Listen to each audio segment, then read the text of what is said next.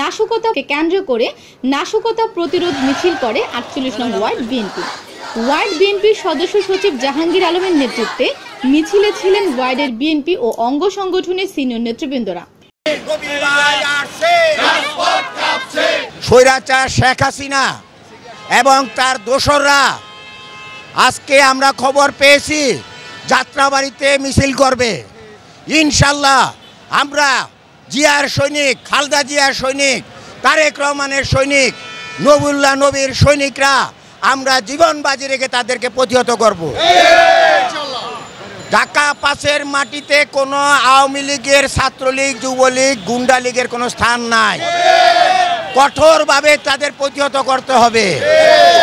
আমরা ভুলে যাই নাই বৈষম্য বিরোধী আন্দোলনে যে সমস্ত মানুষ হত্যা করেছে, এ হায়না আওয়ামী লীগ শেখ হাসিনা নির্দেশে হাজার হাজার মানুষ আহত অবস্থায় এখনো পড়ে আছে। সাবধান শেখ হাসিনা, তার দোসররা, রক্তের দাগ এখনো শুকায় নাই। প্রতিটি রক্তের বদলা নেওয়া হবে। বাংলার মাটিতে শেখ হাসিনার জায়গা নাই। ছাত্রলীগ, যুবলীগ, গুন্ডা লীগ, আওয়ামী লীগ আমরা প্রতিহত করতে প্রস্তুত আছি ইনশাল্লাহ। ঢাকা ৫ আসনে বর্তমানে আমরা যাত্রাবাড়ি চৌরাস্তায় আছি। নবুল্লাহ নবীর নেতৃত্বে আমরা হাজার হাজার সৈনিক ঐক্যবদ্ধ আছি। আমরা তাদের কঠোরভাবে প্রতিরোধ করব। আমরা যে কোনো মূল্য হোক হাসিনাকে এখানে দাঁড়াতে দিব না।